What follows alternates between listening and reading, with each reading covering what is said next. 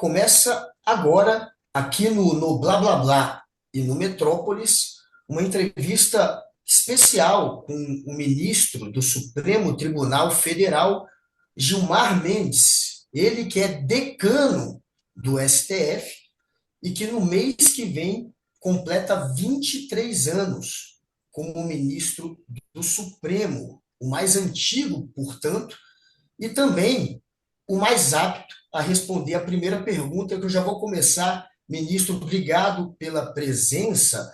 E hoje o STF enfrenta o seu momento de maior impopularidade. A avaliação positiva do STF numa pesquisa do Poder Data mostrou que em 2 anos a avaliação positiva do tribunal caiu de 31% para 12%. E subiu a avaliação negativa. Aqueles que dizem que o STF faz um trabalho ruim ou péssimo, saltou de 31% para 43%. O que explica isso, ministro? E, mais uma vez, obrigado pela presença. Bem, como sabe, essas variações elas ocorrem de acordo com muitas circunstâncias.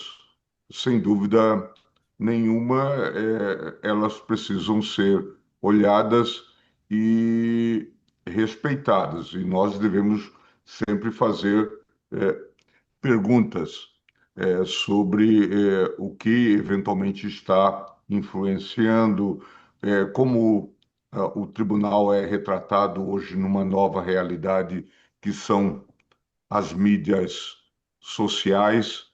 Mas é curioso, por exemplo, você indica aí uma avaliação negativa no tempo que aparentemente, essa impopularidade coincide também com uma atuação que eu, por exemplo, reputo extremamente positiva do tribunal nos anos 2020, 2021, 2022, quando nós vivemos a pandemia.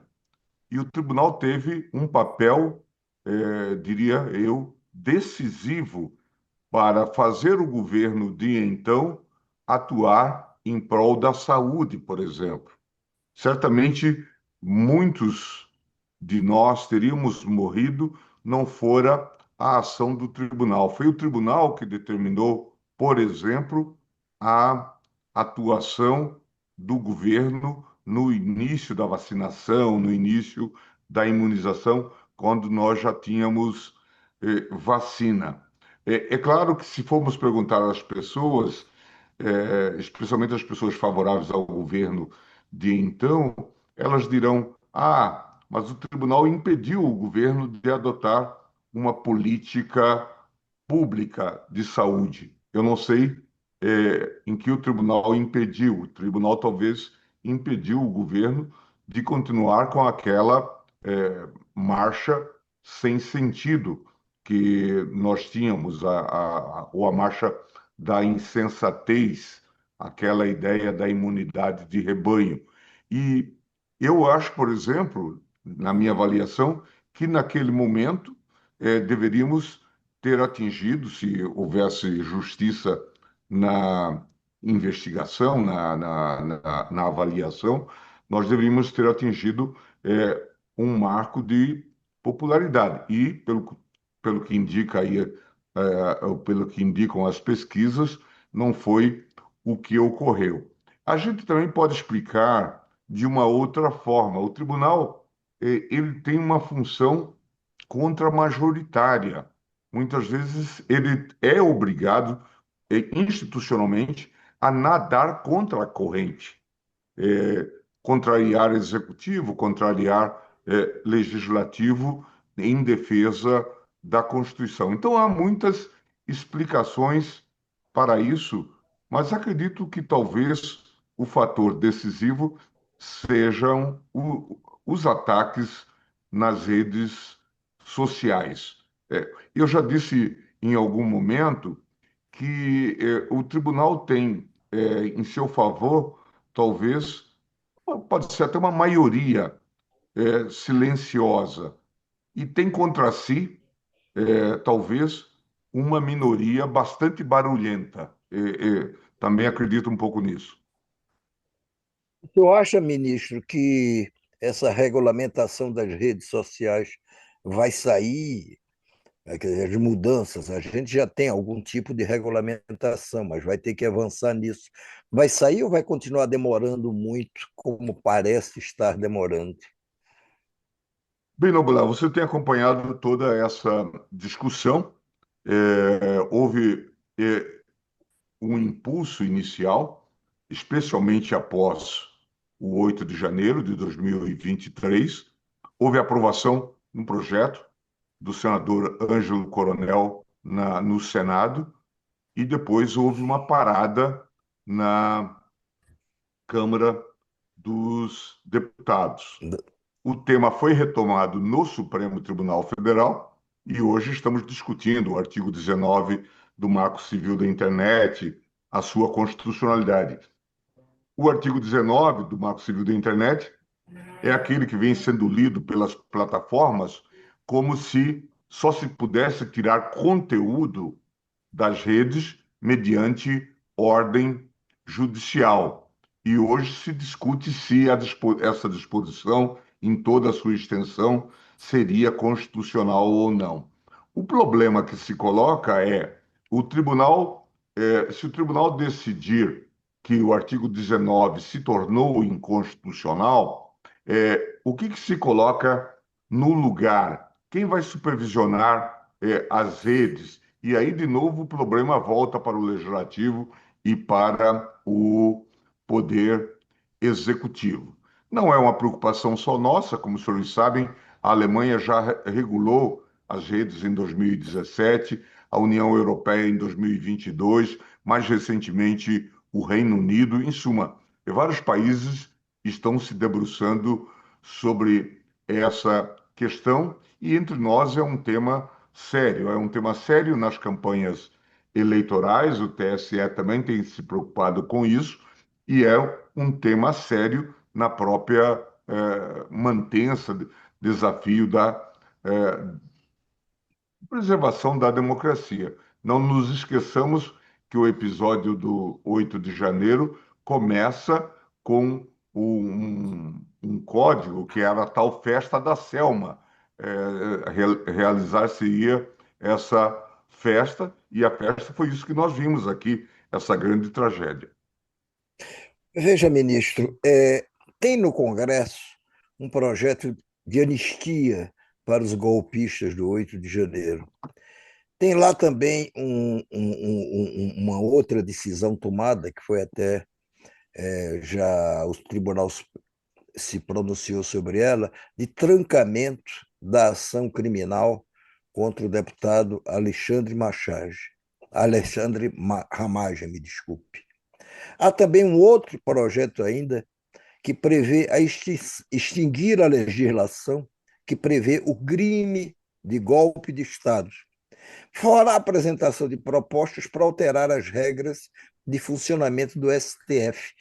Tudo isso, ao seu ver, não caracterizaria uma tentativa de implodir o julgamento dos réus do golpe? Nós estamos vivendo um momento bastante singular, como todos nós sabemos, no próprio parlamento. Mas temos também tido diálogos muito produtivos, seja com a gestão anterior do Congresso, com o presidente Rodrigo Pacheco e o presidente Arthur Lira, como temos tido também agora com o Davi Alcolumbre e com o Hugo Mota. Nós estamos, portanto, tendo diálogos altivos e pacíficos com essas lideranças. Mas há várias ideias que tramitam no Congresso, entre elas o tal projeto da anistia. Eu já sobre ele me pronunciei, entendo que, a rigor, estão usando casos como este emblemático da Débora, assim chamada Débora do Batom, mais para beneficiar a cúpula que eventualmente se envolveu em tropelias aí de golpe de Estado e coisas assemelhadas.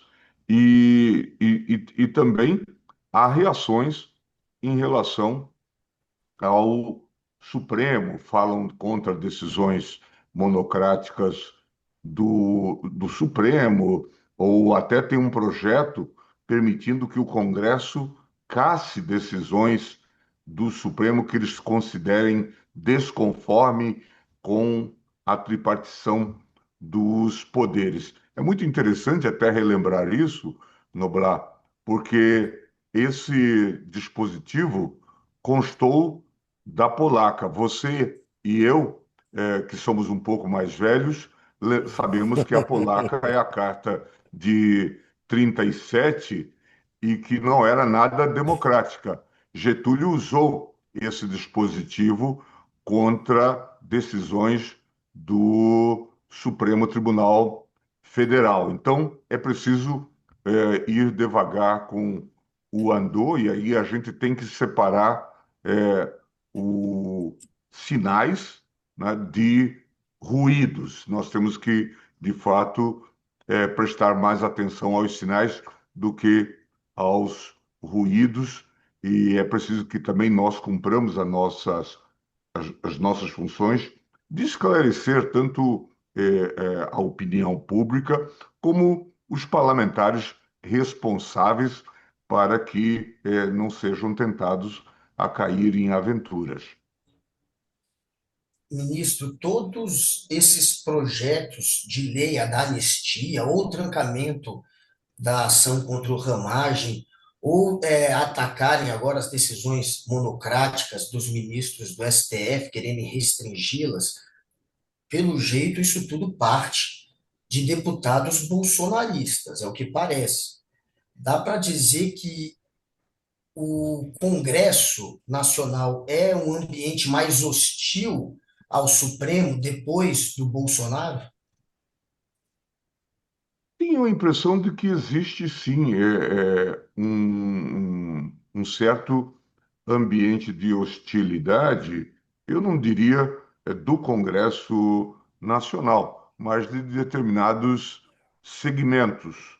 Nós vimos que o governo Bolsonaro foi um governo que marcou-se pelo enfrentamento com o tribunal. E até por razões, diria eu agora, filosóficas. Era um governo populista que tentava não reconhecer ou desconhecer os limites constitucionais. Esses confrontos se tornaram mais frequentes durante a pandemia, a partir de 2020. E aqui por quê? Porque o tribunal impôs limites ao governo, exigiu que houvesse políticas públicas. Governadores vieram aqui até o tribunal pedir medidas sanitárias, como, por exemplo, a aplicação do isolamento social. O SUS ficou com a cabeça quebrada, porque a União não atuava, e o tribunal então reforçou a posição de estados e municípios. Isso deu a impressão, especialmente àqueles apoiadores do governo, que o tribunal era um órgão de oposição ao governo, quando o tribunal estava fazendo uma política pública racional em prol do Brasil. E nós pagamos um preço alto. É muito curioso que pessoas que tiveram talvez suas vidas salvas ou de seus parentes salvos pela ação do tribunal, veja que nós tivemos 730 mil mortos durante a pandemia. Mas essas pessoas se alinham nesse front contra o tribunal. O que a gente pode dizer num caso desses? Dizer, talvez, aquela fórmula de Cristo: Pai, eles não sabem o que fazem. Qual foi o momento que o senhor considera mais delicado, mais sensível, ou que o senhor talvez até tivesse temido uma ruptura institucional nos 4 anos de governo Bolsonaro, vis-à-vis do Supremo Tribunal Federal? Nós tivemos momentos de muita tensão durante todo esse eh, período. Assim, o que eu me lembro do desfile dos tanques aqui na Esplanada durante um dos 7 de setembro. Nós tivemos, salvo que foi, salvo engano, aquele 7 de setembro de 2021, em que caminhões romperam aquela barreira da altura do Verdade. Itamaraty e ameaçavam chegar até aqui e poderiam entrar no tribunal, né? E então também momentos de muita tensão. Tivemos aquele dia em que Bolsonaro fez uma manifestação no Forte Apache, sobrevoou a Praça dos Três Poderes de helicóptero, quando deu de presente um helicóptero ao Exército. E depois também fomos tendo essas refregas contínuas, cultivadas muitas vezes pelo ex-ministro da Defesa. Até um episódio que é um tanto quanto engraçado e ao mesmo tempo trágico, durante a presidência do ministro Fachin no TSE, em que general Paulo Sérgio, que todos sabem, era o ministro da Defesa, escrevia cartas ao ministro Fachin pedindo explicações sobre as urnas eletrônicas. De manhã ele mandava uma carta, à tarde o ministro Fachin respondia, no dia seguinte ele reperguntava e ficaram naquele diálogo de surdos, e isto só se encerrou quando o ministro Alexandre veio e pôs fim àquela comissão que, como nós sabíamos, não tinha objetivo nenhum, senão o objetivo de constranger o TSE e justificar medidas contra a justiça eleitoral. O senhor Ah, chegou a, o senhor chegou a temer a derrubada da democracia em um desses momentos, presidente ou ministro? Eu jamais acreditei na queda da democracia. Eu não imagino, não imaginava que houvesse clima para isso, considerando a maturidade que atingimos nesses 40 anos de democracia. Mas eu temi pela estabilidade institucional, que houvesse graves tumultos. E os fatos, depois investigados e relatados, inclusive, na denúncia que está submetida ao tribunal, esses fatos também indicam que nós corremos riscos. É claro que aqui houve muita confusão, talvez muita leniência com muitas dessas práticas. Por exemplo, é, depois das eleições, você que acompanha as eleições desde o tempo pré-urna eletrônica, sabe que, Uhum. em geral, as urnas eletrônicas baniram as oportunidades de fraude.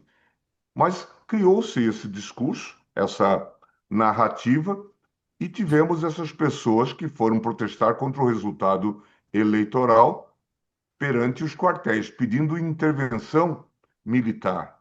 Eu tenho dito e repetido: não se faz manifestação ou não se exerce a liberdade de reunião em frente a quartéis, como não se exerce a liberdade de reunião em frente a hospitais, por razões óbvias. E eu fico até a imaginar, já disse isso também, Noblar, se os manifestantes fossem do MST, quanto tempo eles ficariam lá na frente de um quartel? Mas não eram. E eles foram mantidos, inclusive, depois da posse do presidente Lula, por gestões, inclusive, dos militares. Ali havia muitos militares ou esposas de militares, e eles sairiam moto próprio. E dali saiu aquela manifestação que resultou nessa tragédia. Então foram muitos erros. Houve suporte de setores das Forças Armadas a esses grupamentos, e é isso que está sendo hoje investigado e denunciado, examinado no âmbito do Supremo Tribunal Federal. Eu acho até que, fazendo um registro, e eu tenho sido repetitivo em relação a isto, é, e é um momento também muito marcante da minha vida. Eu estava em Portugal no dia 8 de janeiro, até almoçando com um professor e nós falávamos, laudávamos a boa solução que tivemos com a passagem do governo de Bolsonaro para Lula, quando soube da tragédia que tinha ocorrido. E logo providenciei passagem e vim ao Brasil. Acho que cheguei no dia 10 ou no dia 11. E quando visitei o prédio do Supremo, eu fiz duas perguntas. Uma, o que nós fizemos para permitir que isso acontecesse? E a outra pergunta, o que nós deveríamos fazer para evitar que isso se repetisse? Essa segunda pergunta continua em aberto. Acho que nós devemos definir com maior clareza o papel das Forças Armadas, o papel de militares em funções públicas que nós consideramos civis. Nós devemos definir bem o papel de policiais militares e seu envolvimento com a política. E acho que nós estamos devendo isso ao Brasil. Já são mais de 2 anos passados desse episódio, quase 2 anos, e isto não se concluiu. A emenda que está no Senado não foi votada. É preciso que nós façamos essa pergunta. Se eu fosse pedir um líder a vocês, eu diria: o que está faltando? Por que não se aprova leis, normas para definir isso de maneira mais clara?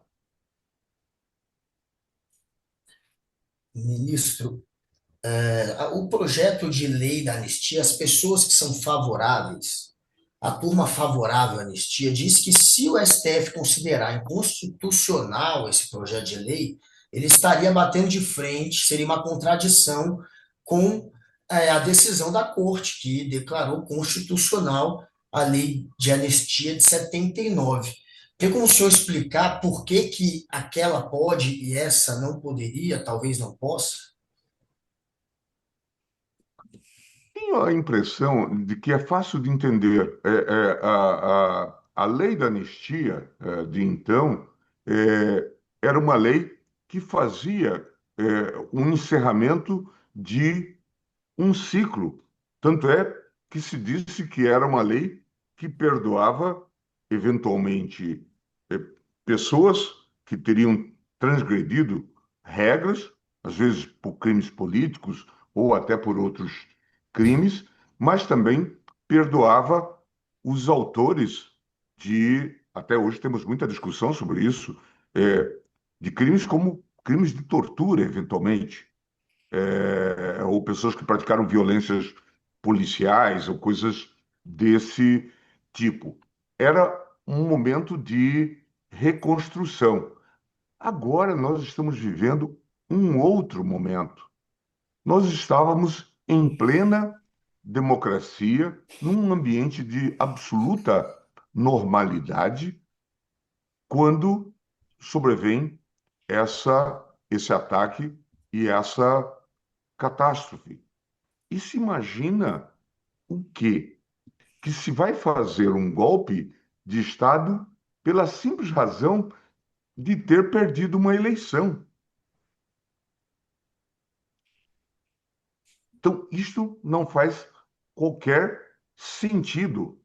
E é curioso também, dando uma outra razão de índole política, que só se começou a falar em anistia, vocês da imprensa cobravam muito que houvesse a identificação daqueles que manipularam as massas. Quem eram os responsáveis, quem era responsável pela manipulação dessas pessoas. E a Polícia Federal conseguiu identificar. O resultado é dificilmente questionável na sua substância. E aí então ganha força essa ideia da anistia, inclusive com um argumento de reconciliação nacional. Mas não se trata disto. Não, ninguém foi colocado fora do sistema por uso arbitrário das razões. As pessoas tinham ganho a eleição, puderam governar, e quando encerravam o seu mandato e não tiveram o seu mandato confirmado pelas urnas, pensam num golpe. Isto deve ser anistiado?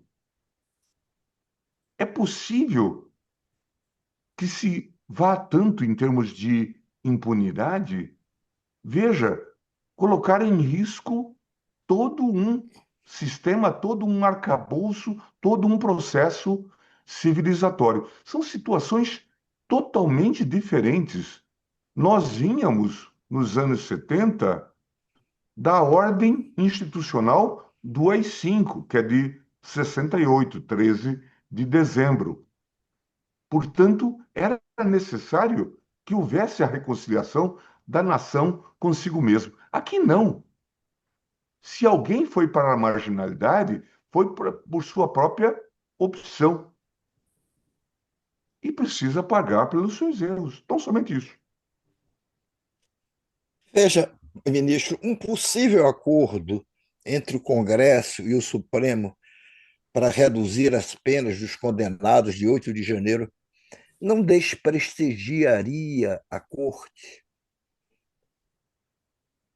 Na verdade, a gente está discutindo várias questões ligadas, por exemplo, a modelos de causas humanitárias de redução de pena. Se pessoas mais idosas deveriam cumprir a pena em presídios ou poderiam ir para a prisão domiciliar.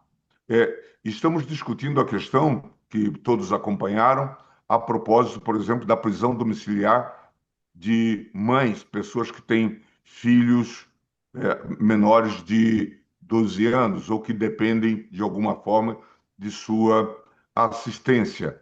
E estamos fazendo esse tipo de discussão. Sabemos que no Congresso há propostas até de redefinição dos tipos penais a propósito dessa temática do atentado contra o Estado de Direito ou crime contra a democracia. De modo que precisamos avaliar. O meu primeiro posicionamento é no sentido de que essa questão toda cabe ao judiciário, que cabe ao judiciário avaliar a aplicação das penas, a dosimetria, a sua adequada correção e também a eventual revisão. Ministro, o Collor, pelo jeito, cumprirá, né, a pena dele em casa, apresentou ali uma série de doenças, os advogados alegaram isso. A Carla Zambelli agora também está dizendo que está doente, que tem uma série de doenças. O Bolsonaro, dizem, se for preso também, usará essa mesma tática de querer passar a cumprir a pena em casa. A Carla Zambelli, um dia desse, estava correndo com arma em punho, né? Ela me parece ter pelo menos uma saúde razoável para conseguir fazer isso. Mas, na visão geral da sociedade, dá uma impressão de que está bagunçado, ou não está bagunçado, ou é assim mesmo, ou está tudo certo. Não, temos que examinar cada situação e cada caso a seu tempo e avaliar a situação. O ex-presidente Collor apresentou documentos, a Procuradoria considerou-os fiáveis, confiáveis, deu parecer favorável e o relator assim, acolheu o pedido de prisão domiciliar. Quanto aos outros casos que podem vir a ocorrer, eu já não posso emitir nenhum juízo. Vamos aguardar as situações que venham a ser postuladas e defendidas nos autos. O que é uma realidade é que nós, por exemplo, na segunda turma, já demos até um HC, um habeas corpus, de ofício a todas as mães presas provisoriamente que tivessem filhos menores de 12 anos. Portanto, uma medida coletiva. Portanto, não é nada de específico para beneficiar uma dada classe de pessoas. Isto com base na própria legislação aprovada pelo Congresso Nacional, considerando as situações que ocorrem, às vezes pessoas também que têm graves problemas de saúde, independentemente de se tratarem de políticos ou não. Aí há base legal para essas decisões. Mas vamos aguardar cada caso, até porque é a casuística que define a concessão ou não de prisão domiciliar em casos que tais. Habeas corpus coletivo, não sei se o termo é esse, ministro, ele já foi cumprido, quer dizer, ele já produziu resultados, essas senhoras, essas mães nessas condições Acho que aí sim. referidas, Acho é? que sim, Noblar. Esse é um caso interessante. Acho que foi movido até pela Defensoria Pública, salvo engano, pela Defensoria Pública da União. É um caso da relatoria do ministro Ricardo Lewandowski, portanto, quando ele ainda integrava o tribunal, e há uma ordem geral. É claro que aqui ou acolá nós vamos encontrar casos de descumprimento e aí é possível fazer-se reclamação. Mas essa é uma decisão, depois até lhe mando o substrato da decisão, talvez até uma decisão histórica do tribunal.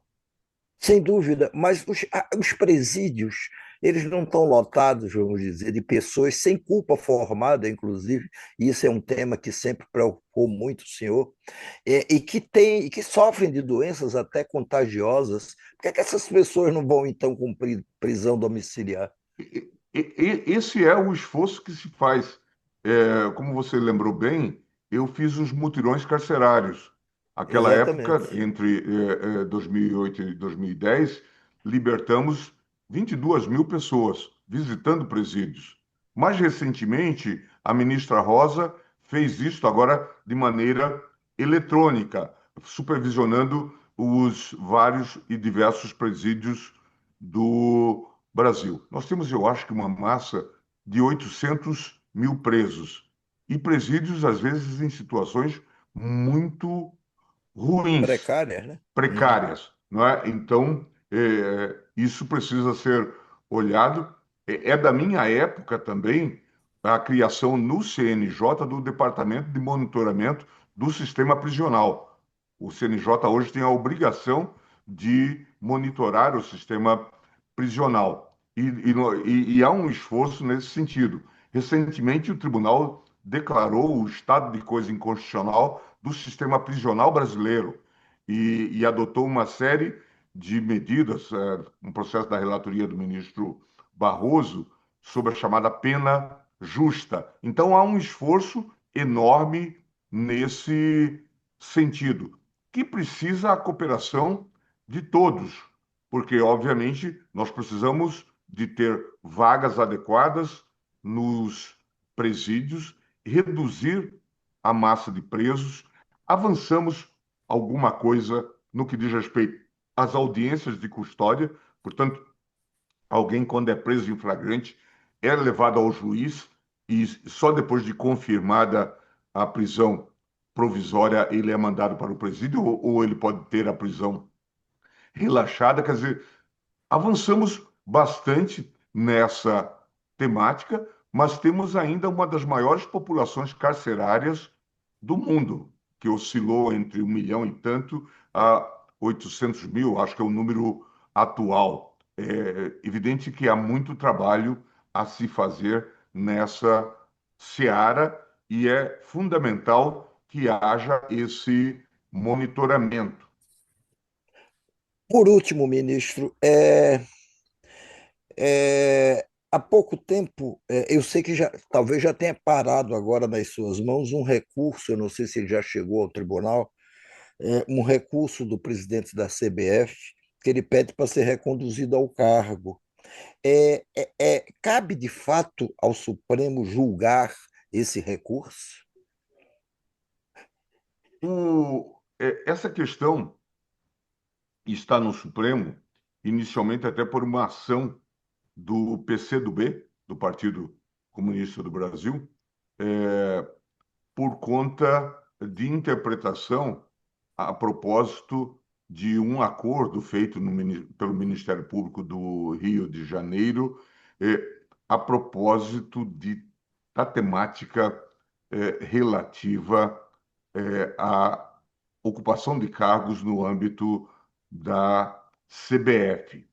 E houve depois uma intervenção do Judiciário do Rio de Janeiro, invalidando esse acordo e a eleição que lá se fez, e por isso então veio uma ação com um pedido de cautelar. No momento inicial, quando recebi este caso, nós estávamos em meio à inscrição do Brasil para as Olimpíadas, a nossa seleção olímpica iria disputar ou não as eliminatórias, e havia então a discussão sobre FIFA, como Comebol e intervenção do judiciário nesse contexto. Eu dei a liminar para manter o presidente então e levei a matéria ao plenário. Depois houve um acordo nos autos, feitos pelos últimos três vice-presidentes, salvo engano, que moviam uma ação para anular aquele acordo feito com o Ministério Público do Rio de Janeiro. Entendemos que aquela ação estava resolvida e, portanto, homologamos aquele acordo. E aí veio uma reclamação com a alegação de que um dos signatários deste acordo não estaria apto, não estaria capaz. E surgiu então uma dúvida.